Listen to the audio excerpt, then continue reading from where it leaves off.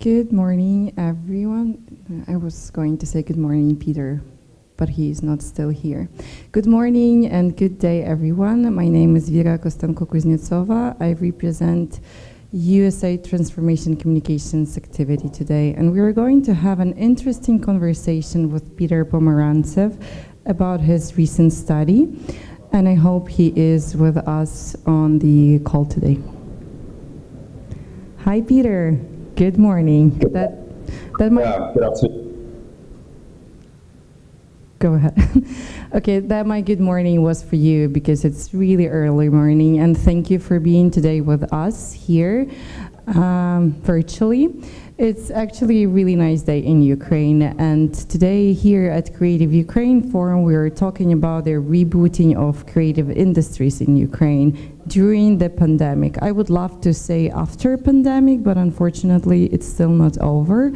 So with the pandemic and all of the different changes that are happening in Ukraine, we're trying to look on the society. And as we understand clearly, creative industries, they stand on the needs on society and reflect society in Ukraine and other countries. So we would like to talk to you today about your recent study called Ukraine 30, From Independence to Interdependence. I love the name. I've learned the study, and of course, I think there are lots of really great insights that would be interesting for the representatives of creative industry in Ukraine that will help them to, in future, build their new ideas and creative vision on the insights that you have there. So the floor is yours. Please tell us more about the things you've learned through the study, the recent study you had. Sure. I mean, just let me be clear though on the format today, Vera. Do you want me to talk for 20 minutes, or I thought maybe we could have a dialogue, or what would be best for you and for the audience? I think let's start with presentation, and if there are additional questions, I will ask them and move you in the direction that would be even more interesting to the audience. Okay, well, let me introduce some of the key theses of the study, which I think would be useful for this audience, because this audience of Creative Ukraine is actually the main audience that we hope to communicate this study to. Of course, it's also for policymakers and donors, but this is really an appeal to people in the creative industries, all the way from advertising through entertainment TV, or anybody who has a YouTube channel, really, to think about the positive impact that they can have in strengthening Ukrainian democracy through what they do. And it gives them something, a compass by which to kind of think about how to do that. What are the needs out there? I mean, essentially what the study is focus groups from across the country, including the NGCA, the occupied territories, and asking people about what they feel unites and divides Ukraine after 30 years of independence, and really investigating the role of media and entertainment media in that process. So let me give a few kind of headlines, which I think are memorable. I hope people will look at the study itself, but sort of a few main points, which I think are important. When we talk about independence, one of the things that really sort of struck us is that this is a process. We always think 30 years of independence, but actually people date independence at very different times. For some of them, it is 1991.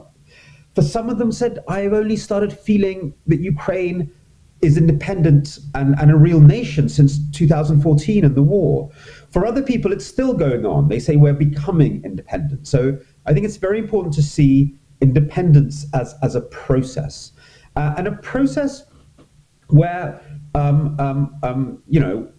where the meaning of the nation state in many ways is sort of changing and developing.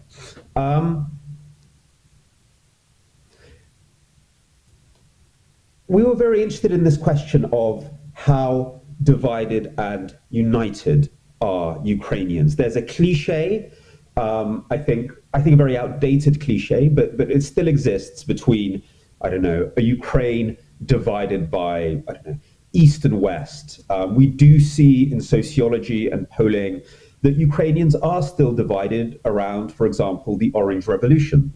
Even more than the Maidan, the Orange Revolution still splits people. So one can't ignore these things. Yeah, they do exist. There are sort of divides around political party issues. And we wanted to see, but how deep are these divides really? And we actually found they're not very deep. Even though people might have backed different sides during the Orange Revolution of 2004, that doesn't mean that they don't agree on the underlying values. So everybody we spoke to thought that the falsification of elections is a bad thing and should be fought against. Talking about the Maidan, everybody agreed that beating up students, the police beating up students in Kiev is something that needs to be fought against. So even though they may have stood even on the different sides of barricades in the Orange Revolution, they still agree on fundamental values. And maybe that's a first thing to think about when you're having discussions about these events or telling stories about these events or any kind of sort of media sort of content around these events. Always think about not the simple political conflict, but the underlying values. And on the underlying values, Ukrainians are very united. However, there was one thing that did ever so slightly, I don't know, worry us when we did our focus groups. And that's really embedded in the title of our study, From Independence to Interdependence. What do we mean by that? It's worth taking a small step back and thinking about what is a nation state? I know it's a very big question, but in many ways, a nation state is what the great British sociologist Benedict Anderson called an imagined community. What do we mean by an imagined community? Not that it's, that it's imaginary, it's very real, but it's imagined in the sense that somebody living on one side of the country who's never met anybody from the other side of the country, they've never met each other physically, but they feel themselves part of one community. They feel that they need each other, that the livelihood of one is dependent on the work of the other. And they have a common story and a common purpose. I mean, that's achieved through many things. In the 19th century, novels played a huge part in Great Britain, for example, in creating the sense that we're all part of one community. The novels of Charles Dickens were really important. Newspapers do that. They structure our lives and our place in the world. There's local news and international news, national news and foreign news. That helps us feel part of a community. And very important is this sense that, I'm in America at the moment, that I'm in Washington, D.C., but that my life is somehow connected with somebody in Idaho and we need each other and we're part of a greater organism. So in Ukraine, we found that feeling of interdependence could sometimes be quite weak. People, when we asked, how does one region need the other region? And often they said, well, we don't, actually. We can be self-sufficient. There's this sort of almost kind of an over-radical sense of the possibility of independence, which is simply not true. Because, of course, Ukrainians do need each other for all sorts of things in terms of economics, in terms of governance, in terms of culture, and so on.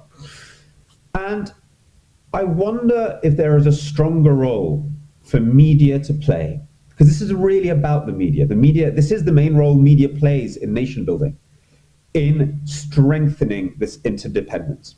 This doesn't mean inventing it. I think it means surfacing what is there already. really, telling stories and showing how all the different bits of Ukraine need each other and strengthen each other. I have to say, there were positives on this subject as well. We found younger people were much more aware of how the country was interconnected. And we found that people who moved around and traveled were also much more aware of it. Yeah. So if somebody, born in Uzhgorod, went to Kiev, lives in Kharkov, they become much more aware of the country. So we do see progress. We saw a sort of positive trend, but that did worry us. If anything, there'd been, what we did find, which is related to this, was the end of a fictional pseudo myth of interdependence, which is the old one, of course, that Donbass feeds Ukraine. And it was very interesting talking to people in NGCA and on the Ukrainian controlled side of Donbass, saying that, wow, we realized that actually we don't feed Ukraine, and trying to work out what is their relationship with the rest of the country in terms of economics and in terms of their role. Very quickly about the NGCA, because I think this is very, very important. It's almost a separate subset to our study, but so important.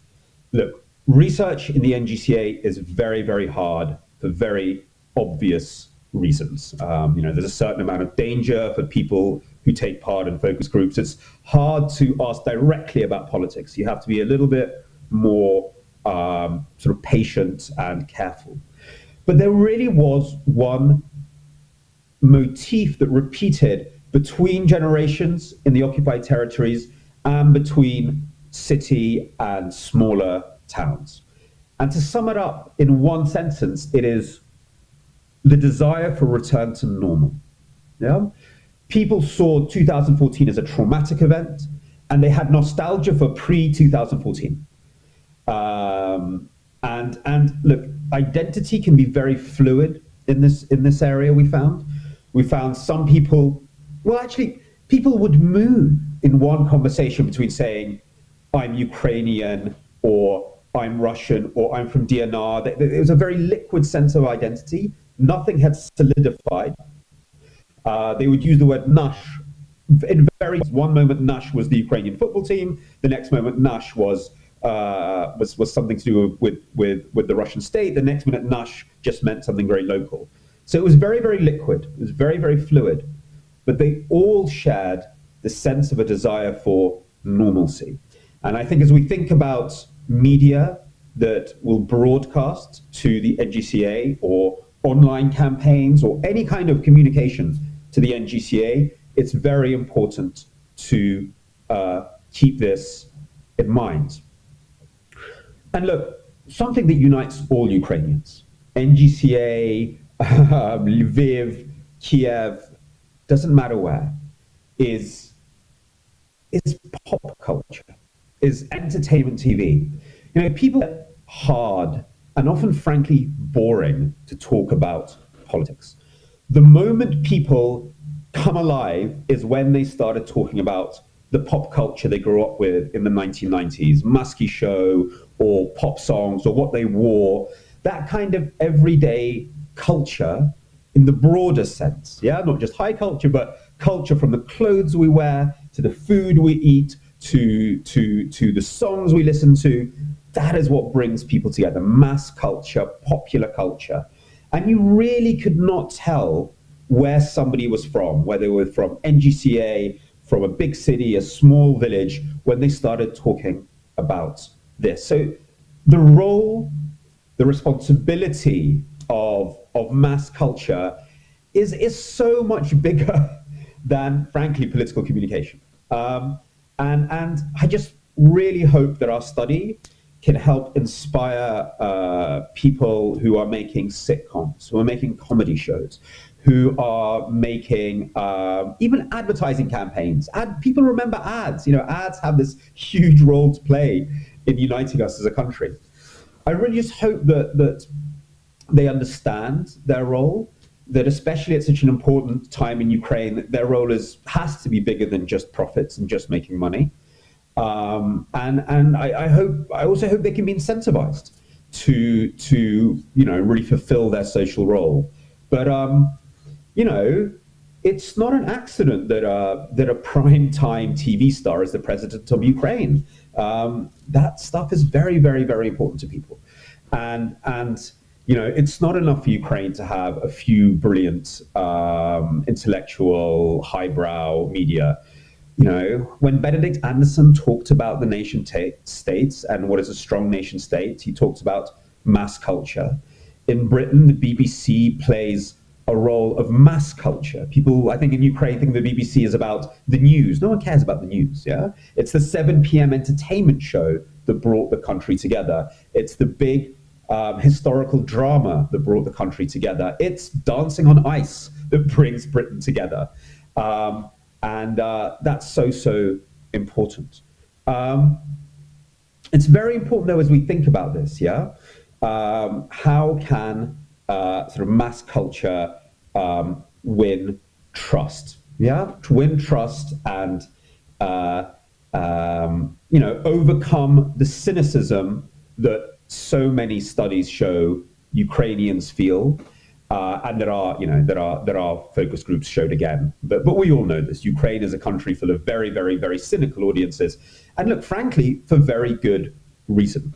Often that cynicism leans towards conspiratorial thinking. Yeah, if you don't trust anything, then conspiracy becomes a way to make sense of the world, and that's something we saw in this study and in previous studies we did.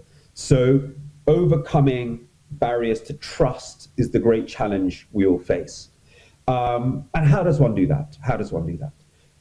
Well, we need a lot of experimentation on this, but everything that research across the world shows that it's all about bringing the audience into the process of what you are doing as much as possible. What do we mean by that?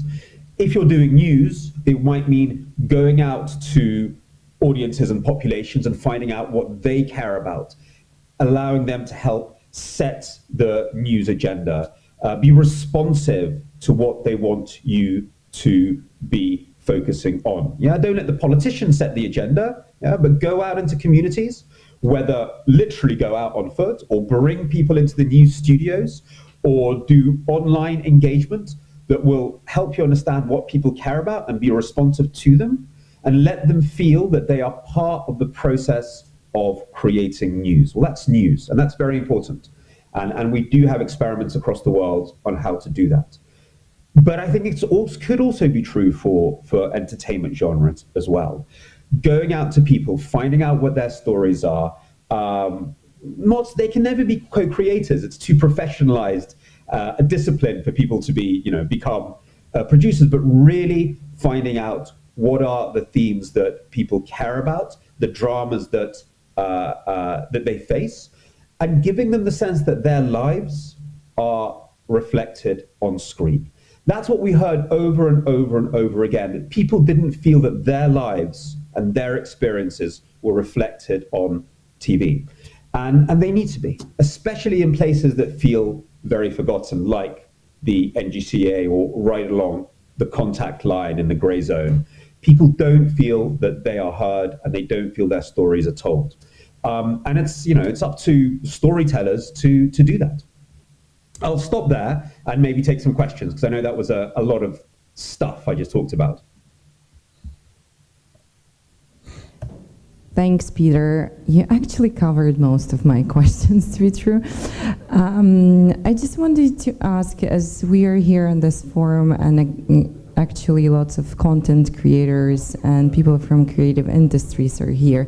So maybe you could sum up for us, and I know it's a hard question, but still, maybe we could highlight what are the themes that are uniting and what are the themes that are still making people think different about the things in Ukraine happening?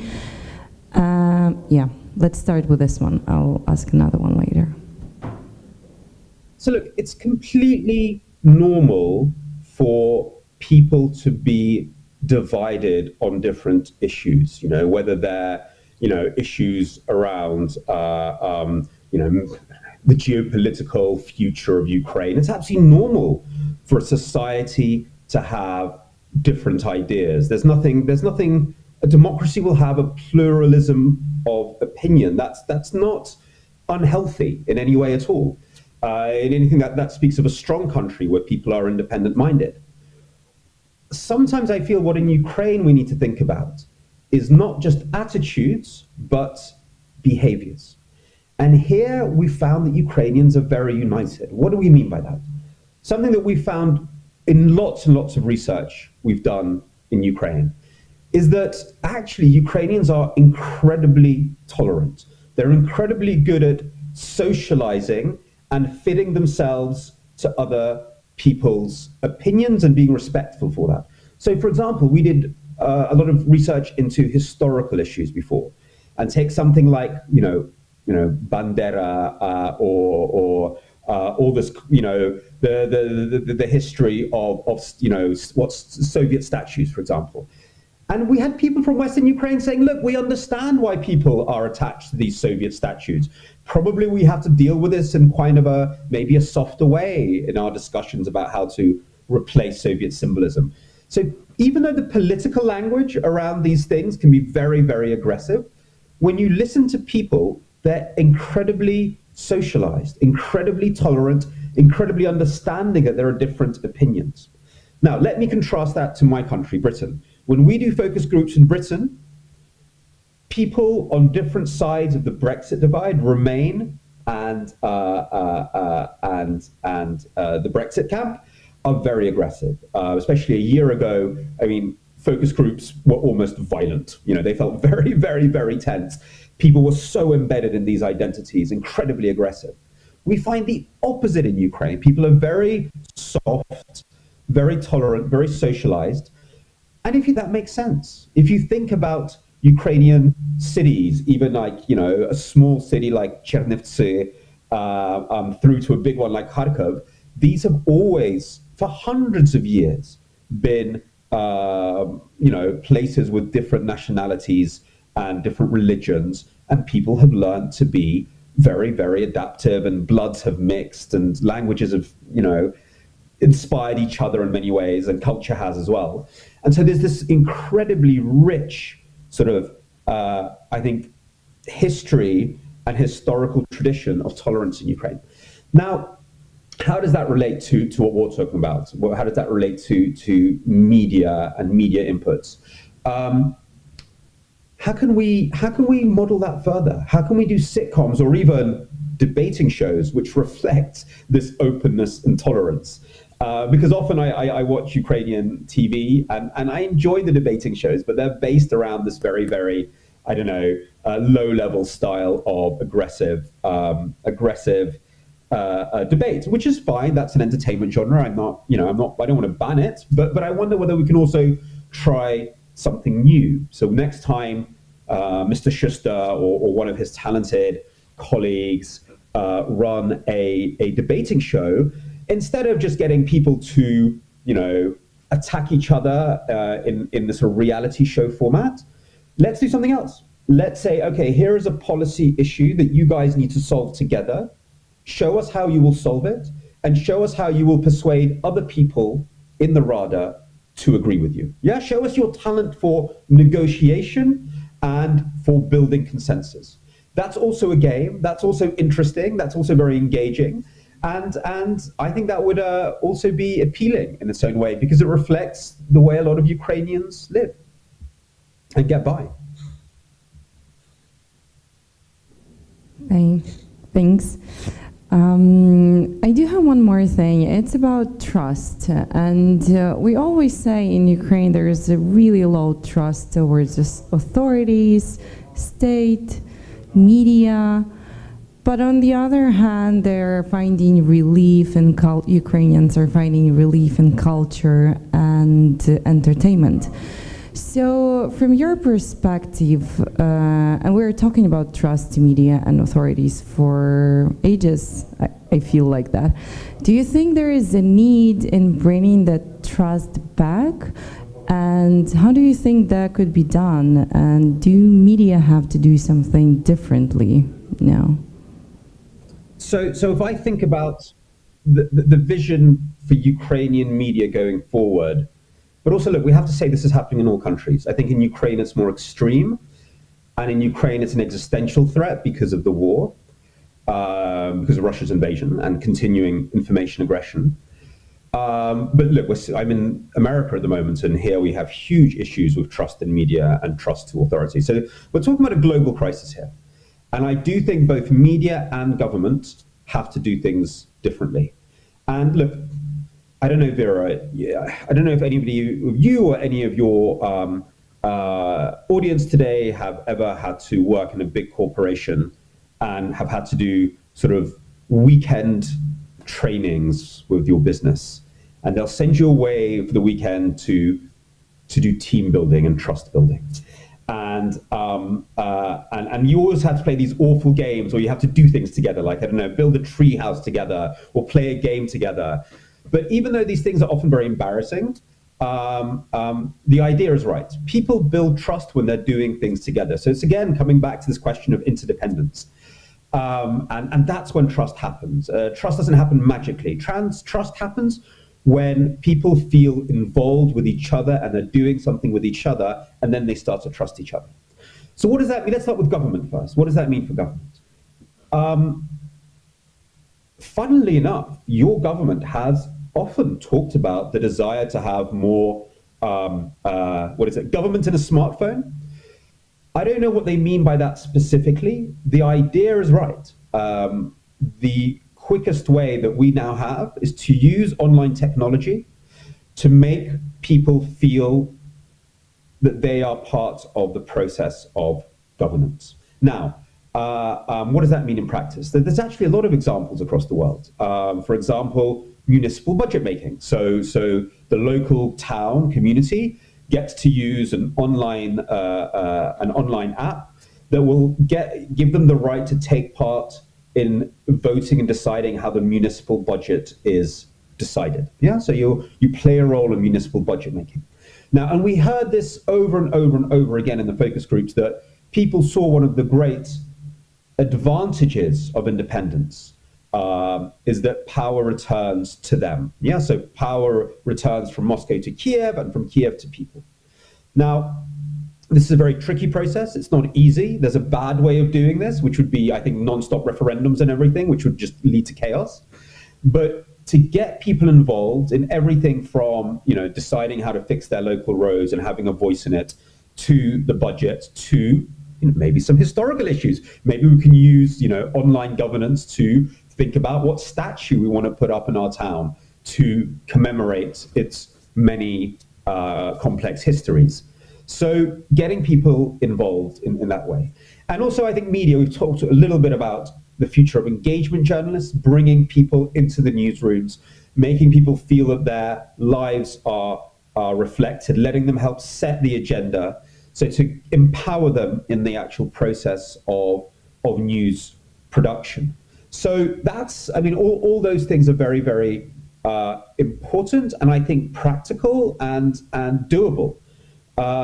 If we're talking about sort of the larger picture of movies and sitcoms, it's about, I think, modeling this behavior, showing how this behavior can be productive. So you'd have a storyline in a sitcom about, somebody trying to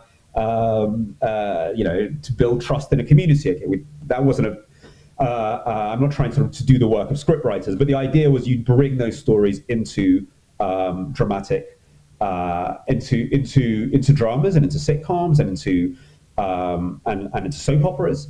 And the second one I think is really important, is showing how the different bits of the country work together, and this theme of interdependence, how they work together to achieve different aims. Again, this shouldn't feel ideological. This should be sort of as natural as it is in a Charles Dickens novel. This shouldn't feel like telling people what to do. This has to be inbuilt into dramatic structures. But I'm looking at the moment at various ideas for sitcoms in Ukraine that I've been privileged enough to look at. And I already see very clever producers thinking, okay, how do I create a sitcom around an apartment in Kiev, but which has people from different bits of the country, and how they all interact and how they all work together to achieve their various aims. And you can do this through, entertaining formats, but which also have a much deeper purpose to strengthen society. Thanks. Thanks, Peter. We're actually almost over with our time. And I think your final words were like a great final remarks. Do you have questions? But there are questions from the audience, and that's great. There is a microphone. I can share mine. I come here, it's a little bit faster. Hi, Peter. Did you, in your research, use the audience Zarbichani? Millions of Ukrainians walk abroad Ukraine, but I haven't seen any research on this audience. Did you, in your experience? No, and we should. That would be really interesting, and also very interesting to